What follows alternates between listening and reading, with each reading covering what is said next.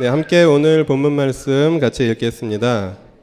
오늘 우리에게 주시는 하나님의 말씀은 누가복음 2장 1절부터 7절 말씀입니다. 같이 읽겠습니다. 그때 아우구스투스 황제가 칙령을 내려 온 세계가 호적 등록을 하게 되었는데 이 첫 번째 호적 등록은 구레뇨가 시리아의 총독으로 있을 때에 시행한 것이다. 모든 사람이 호적 등록을 하러 저마다 자기 고향으로 갔다. 요셉은 다윗 가문의 자손이므로 갈릴리의 나사렛 동네에서 유대에 있는 베들레헴이라는 다윗의 동네로 자기의 약혼자인 마리아와 함께 등록하러 올라갔다. 그때 마리아는 임신 중이었는데 그들이 거기에 머물러 있는 동안에 마리아가 해산할 날이 되었다. 마리아가 첫 아들을 낳아서 포대기에 싸여 구유에 눕혀두었다. 여관에는 그들이 들어갈 방이 없었기 때문이다. 아멘. 네, 여러분, 응답하라 1988이라는 그런 드라마가 있는데 혹시 보신 분 계십니까? 네, 감사합니다. 이건 비밀이긴 하지만 여러분의 이진아 목사님은 그 응답하라 1988을 볼 때마다 하루도 눈물 없이 본 날이 없을 정도로 그렇게 많은 은혜를 받는 그런 드라마이기도 합니다. 또 재미있는 것은 그 주인공들이 그 이야기하고 있는 그런 상황이나 그런 그 이야기하는 마음들 그리고 내용들, 학창 시절들 이런 모습들이 우리가 평범한 사람들이라면 누구나 한 번쯤은 경험해 보았음직한 그런 이야기들이죠. 그리고 또 재미있는 것은 그때의 그 등장인물들의 나이가 지금 여러분의 여기 계신 분들과도 같은 나이에 있음직한 분들이 있다라는 것입니다. 예를 들어서 우리 정일랑 집사님이나 이윤정 집사님 같은 분은 그 드라마에 나오는 성보라 양과 나이가 같은 분들이시기도 합니다. 그 성보라가 진주라는 한 3, 4살 정도 된 여자아이의 꽃갈콘을 뺏어 먹으려고 하다가 꽃갈콘을 주지 않자 진주에게 대학교 2학년 학생이 이렇게 말합니다. 진주야, 그거 엄마가 준 거야. 이 세상에 산타는 없어.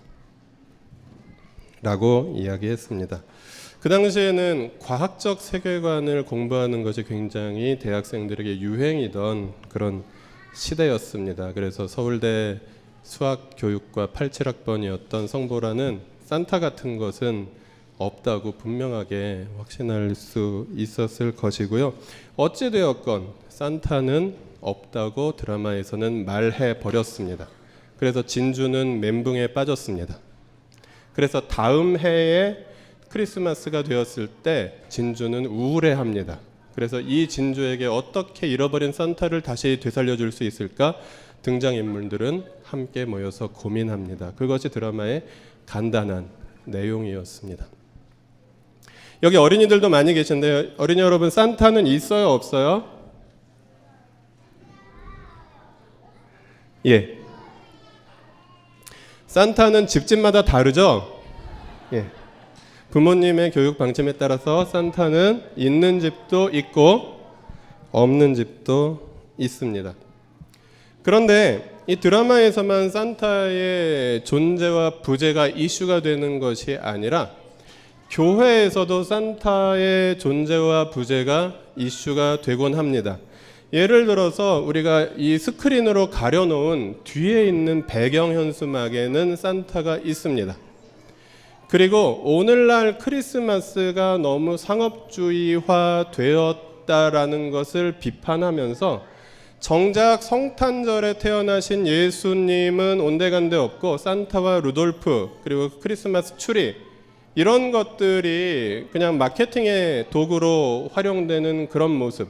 어제 저녁에도 제가 마트를 가서 뭔가를 살 일이 있어서 오늘 준비물을 살 일이 있어서 마트를 갔는데 마트에 크리스마스 케이크 정말 많이 있었어요. 근데 크리스마스 케이크 좀 사가라고, 안 팔린다고 그렇게 마트에서 이렇게 판매하시는 분이 말씀을 하셨는데, 그 시간은 대부분의 교회들이 저녁에 교회 다니는 사람들, 성탄을 축하할 만한 사람들은 다 교회에 가서 모임을 하고 있을 시간이었습니다.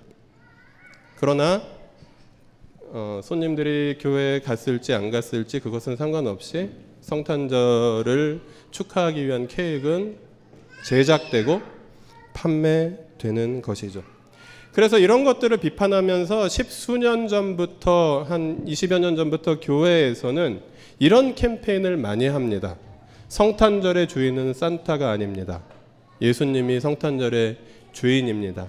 이렇게 이야기하는 것들을 또 교단들마다 총회에서 그런 자료들을 내보내고 그렇게 아이들을 가르쳐야 한다고 교육 지침이 나오는 것을 또 저도 많이 경험을 해보았습니다. 제가 그래서 조사해 보니까 작년까지도 국내 최대 교단의 그 성탄 자료집 주제가 이 이야기였습니다. 성탄절의 주인공은 산타클로스가 아니라 예수 그리스도다.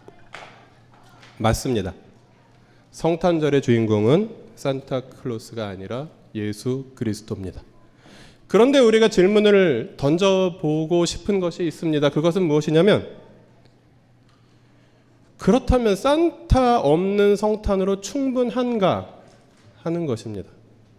성탄절에서 혹은 교회에서 산타를 없애버리면 그러면 올바른 성탄절을 우리가 맞이하게 된 것인가 하는 질문입니다. 저는 그런 생각을 해봅니다.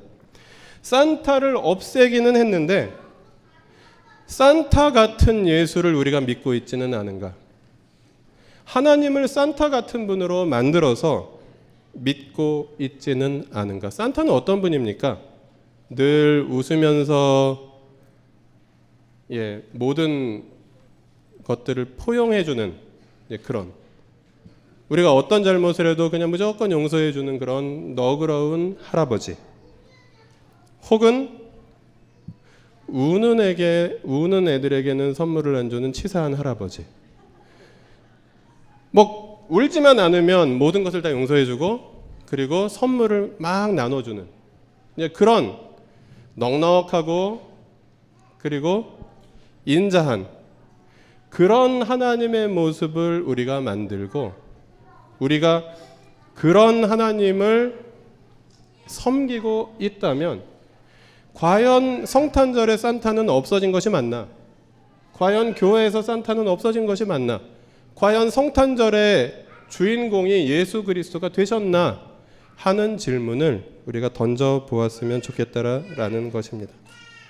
그래서 오늘 이 성탄절에 여러분도 한평생 계속해서 맞이하셨을, 어떤 분은 30년 이상 맞이하셨을, 어떤 분은 60년 이상 맞이하셨을 이 성탄절에 우리가 산타 같은 예수가 아니라 성경의 예수님을 한번 만나보는 시간을 가졌으면 좋겠다 하는 생각이 듭니다.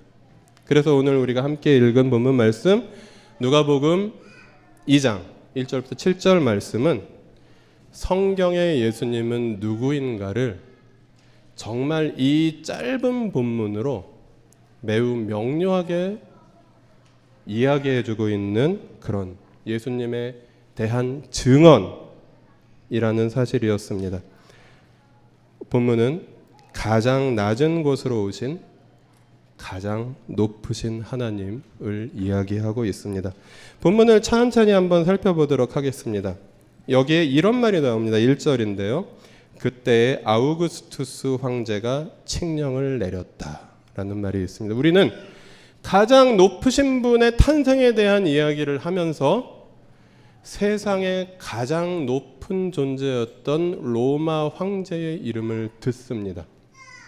하나님께서 아들을 이 세상에 보내시려면 이 방법을 사용하셨을 수도 있었다는 것입니다. 요셉의 아들이 아니라 아우구스투스 황제의 아들로 예수를 보낼 수도 있으셨다는 것입니다. 그러나 하나님께서는 그 방법을 택하지 않았습니다. 이 세상의 가장 높은 사람의 아들로 아들을 보내지 않으셨다는 것입니다. 그리고 3절 말씀에 보니까 아우구스투스 황제가 칙령을 내려서 호적 등록을 하라, 인구조사를 하라, 그렇게 명령을 내리자 이렇게 말합니다. 모든 사람이 호적 등록을 하러 저마다 자기 고향으로 갔다. 아우구스투스 황제는 얼마나 높고 강한 권세가 있었냐 하면 모든 사람을 움직일 수 있는 권세가 있었다는 것입니다. 저 지중해 북쪽의 로마 황제가 명령을 내리면 지중해 동쪽에 이스라엘에 나사렛에 살고 있는 요셉이라는 사람도 자기 가문의 출신지인 베들레헴으로 호적을 하러 가야 되는 그런 존재였다라는 것입니다. 세상 모든 사람에게 명령할 수 있고 세상 모든 사람들을 움직일 수 있는 사람이 황제였고 그 아래에서 모든 사람들은 그 명령을 들어야 하는 사람들이었다라는 것입니다. 그래서 우리 예수님도 엄마 아빠는 나사렛에서 만나서 나사렛에서 살고 있는 사람들인데 호적 등록을 하러 터덜터덜 임신한 몸으로 나사렛에서 베들레헴까지 가야만 하는 그런 존재였다는 것입니다. 오늘날로 말하면 국가가 이리로 가라고 하면 이리로 가야 하고 저리로 가라고 하면 저리로 가야 하는 그런 연약하고 힘없는 존재, 가장 높으신 분이 그 연약하고 힘없는 존재의 집안으로 태어나셨다는 말입니다. 네. 그래서 요셉이 갈릴리의 나사렛 동네에서 베들레헴이라는 다윗의 동네로 갔고 그 요셉은 황제가 시키면 시키는 대로 움직여야 하는 작은 사람이었다. 그 아들로 하나님은 예수님을 보내셨다라는 것을 우리가 오늘 본문 말씀을 통해서 알 수 있습니다. 그런데 거기까지도 좋습니다. 모든 평범한 사람들은 그때 황제의 말을 들어야만 했으니까요. 근데 여기에 엄청난 말씀이 써 있습니다. 5절인데요. 약혼자와 함께 갔는데 약혼자가 임신 중이었다라는 것입니다. 이것은 무엇을 의미합니까? 우리는 전후 관계를 다 아니까 성령으로 잉태되었어, 할렐루야. 그리고 동정녀의 몸에서 예수님이 태어나셨어. 그래서 예수님은 거룩하셔. 이렇게 이야기할 수 있지만 누가가 이것을 증언했을 때 이 사건은 어떤 사건입니까? 결혼하지 않은 여인이 아이를 뵌 사건이라는 것입니다. 그리고 아버지가 불분명한 아이가 그 뱃속에 있는 사건이라는 것입니다. 예수는 요셉이라는 국가가 시키면 시키는 대로 해야 하는 그런 평범한 집안에 태어나기만 하는 것이 아니라 우리 모두가 그런 일이 있으면 쉬쉬하고 그런 일이 있으면 말하기를 꺼리는 그런 결혼하지 않은 그 약혼자들의 가정에 잉태된 아이였고 그리고 아빠는 누구인지 확실하지 않은 그런 아이로 잉태되었다라는 사실. 이것은 이 세상 모든 것을 지으시고 온 세상 온 우주에서 비교할 대상이 없을 정도로 존귀하신 세상 가장 높으신 분이 이 세상에 나타나시는 가장 낮은 방법이셨다라는 것입니다. 설상가상으로 이 약혼자가 결혼하기 전에 임신한 아빠가 누군지 모르는 아이가 태어났습니다. 이 아이는 포대기에 쌓여서 구유에 눕혀두었다라고 본문은 말하고 있습니다. 짐승의 밥그릇에, 저도 짐승을 키우고 짐승에게 밥을 매일 주는데요. 그 밥그릇에 이 세상 가장 높으신 분, 이 온 세상의 왕의 아들이 태어나셔서 눕히셨다는 것입니다. 가장 높으신 분의 아들이 가장 낮은 자리에 누워 계시다라는 사실입니다. 여러분, 우리가 믿고 있는 이 기독교라는 신앙은 가장 낮은 모습으로 태어나신 분을 주님으로 모시는 신앙이다라는 사실, 이것에 대해서 우리가 평생에 한 번쯤은 충격을 받고 넘어가셔야 됩니다. 이미 충격을 받으신 분들이라면 확인하시면 되고 그것에 대해서 감사하시면 되지만, 아직도 그 사실에 대해서 가장 높으신 분이 구유에 태어나신 그 사건에 대해서 충격을 받지 못하신 분이 있으시다면 지금이라도 충격을 받으시기를 축복을 드립니다. 그 구유에 눕힌 이유가 이야기되고 있습니다. 여관에는 그들이 들어갈 방이 없었기 때문이다. 그때 사람들이 많이 몰려왔으니까 당연히 방이 없었을 수도 있죠 라고 생각할 수 있지만, 그러나 그것은 하나님이라는 분에게 도저히 일어날 수 없는 그런 일이었습니다. 왜냐하면 얼마나 많은 기적들을 일으키실 수 있고 얼마나 이 세상 모든 존재에게 명령하실 수 있는 분인데, 그분이 아들이 누워있을 만한 장소가 없어서 축사에, 짐승의 가축의 밥그릇에 아들이 누워 계시도록 그렇게 하셨다라는 것입니다. 세상살이 첫날부터 편안한 눌자리가 없었던 아기 예수가 오늘 태어나셨다고 우리는 고백하고 있는 사람들입니다. 여러분, 그 예수에 대해서 진지하게 생각해 보신 분 적이 있으시다면 여러분 훌륭한 신앙인들이십니다. 그러나 그렇지 못했다고 하더라도 우리가 함께 한번 생각해 보았으면 좋겠습니다. 이 성경이 말하고 있는 예수는 그럼 누구인가라는 사실입니다. 역사상 많은 존귀하고 높은 사람들, 돈이 많은 사람들, 넉넉하게 잘 사는 사람들이 이 예수를 믿었습니다. 그리고 지금까지 그 복음은 우리에게 전해 내려져 오는 가운데 예수를 따르는 목사, 신부, 주교, 교황, 성직자라는 분들까지도 이 가장 낮은 모습으로 태어난 분에 대해서 별로 깊은 고민이 없이 자기에게 주어진 종교적인 권위와 종교적인 권위에 따라오는 부와 권세, 이런 것들을 누리면서 살아온 시간들이 기독교 공인 이후에 계속되어 왔다는 것입니다. 그렇다면 종교 지도자들만 그랬을까요?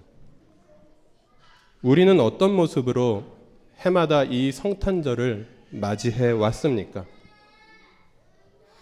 안락한 거실에서, 푹신한 소파에서, 혹은 맛있는 케이크에 촛불을 켜면서 따뜻한 방 안에서 어떤 분들은 향기로운 와인잔에 와인을 채우면서 맞이했던 메리 크리스마스. 이것은 과연 구유에 나신 온 세상의 왕, 하늘의 왕을 적절하게 축복할 수 있는 우리의 태도였을까요? 그렇다고 우리가 넉넉하게 잘 사는 것, 아니면 부자로 잘 사는 것, 이런 것들이 죄악이다라고 말씀을 드리고자 하는 것이 아닙니다. 여러분 중에 그런 부자도 별로 없으시고요.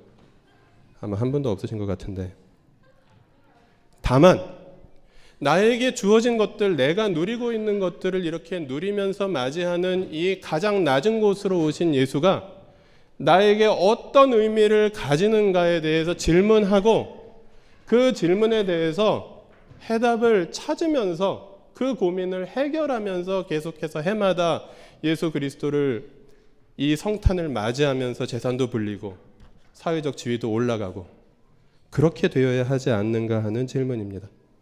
찬송가 113장 1절 우리가 오늘 드린 찬양이기도 한데요. 그 찬양은 누가복음 2장 7절을 요약해서 이렇게 말하고 있습니다. 그 어린 주 예수 누릴 자리 없어 그 귀하신 몸이 구유에 있네. 우리 한번 천천히 읽어보실까요?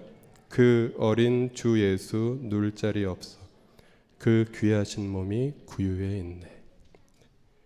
누가복음 9장 58절에 장성하신 예수님, 이제 평범한 가정에서 태어나셔서 한 그 예수님의 의붓 아버지였던 요셉의 어떤 사회적인 그런 지위는 오늘날로 보면 그냥 자영업을 하는 목수, 인테리어업을 하는 분들 정도의 그런 지위를 가지고 있었습니다. 결코 너무너무 가난한 그런 가정은 아니었으리라고 많은 종교사회학자들이 봅니다. 그런데 이 일을 하지 않으면 먹고 살 수 없는 그런 계층임에는 틀림이 없었습니다. 그런 어린 시절을 보내고 장성해서 공성회를 시작하셔서 이제 돌아가시기 전까지 우리가 3년 정도라고 보는데 2년여 정도를 살아가시면서 예수님께서 이렇게 말씀하셨어요. 한번 누가복음 9장 58절 읽어보실까요? 예수께서 그에게 말씀하셨다. 여우도 굴이 있고 하늘을 나는 새도 보금자리가 있으나 인자는 머리 둘 곳이 없다. 정말 재미있는 것은 그 낮은 곳에서 태어나신 아기가 계속해서 사회적 지위가 올라가면서 혹은 따르는 사람들이 많았으니까 혁명을 통해서 왕이 되셔서 세상에서 계속해서 높아지시고 계속해서 강해지는 그런 인생을 살았던 것이 아니라 인생을 마무리하기 이제 1년여 정도밖에 남지 않은 시점에서 이렇게 말씀하신다는 것입니다. 여우도 굴이 있고 하늘을 나는 새도 보금자리가 있으나 인자는 머리 둘 곳이 없다. 태어나자마자 누울 곳이 없었던 그분이 죽기 전에 머리 둘 곳이 없었던, 그리고 더 재미있는 것은 여러분, 돌아가셨는데 들어갈 무덤이 없었던 거 아시죠? 어떤 부자가 자기 무덤을 드렸어요. 그래서 무덤조차도 가지지 못할 정도의 예수님을 우리는 믿고 있다는 사실입니다. 제가 어느 스님의 무소유를 따르자 이런 얘기를 하려고 하는 것은 아닙니다. 그러나 누울 자리가 없었던 예수님, 머리 둘 곳이 없었던 예수님을 우리가 주인으로 모시고 사는 사람들이라면 그 예수님과 지금 그래도 많은 것들을 가지고 있고 누릴 수 있는 우리의 모습은 어떤 관계가 있고 그 예수님이 나와 어떤 의미가 있는가를 질문해 보셔야 한다는 것입니다. 우리가 가지고 있는 것들이 많이 있습니다. 그러나 예수님에게는 그것들이 없었다는 사실입니다. 우리가 가지지 못해서 불편한 것들이 많이 있습니다. 그러나 그것들이 어쩌면 축복일 수 있는 이유는 예수님이 그것들을 가지지 못했기 때문입니다. 우리에게 있는 결핍, 그것으로 인한 불편함, 그것으로 인한 어려움, 그런 고통들을 우리가 믿는 주님이신 예수님께서는 견디시고 감당하신 분이셨다라는 것입니다. 그래서 우리는 결핍 가운데서도 감사할 수 있으며, 그래서 우리는 많은 것들을 감사하고 누리고 있으면서도 그것에 대해서 내가 가지고 있는, 내가 누리고 있는 나에게 허락된 이 안락함들은 내 인생에, 그리스도인인 내 인생에 어떤 의미가 있어야 하는가를 질문해 보아야 한다는 것입니다. 그렇다면 마지막으로 여러분께 질문을 드리고 싶습니다. 예수가 오늘 오신다면 무엇이 없으실까? 예수가 오늘 오신다면 어느 집 아들로 태어나실까? 이런 질문을 드리고 싶습니다.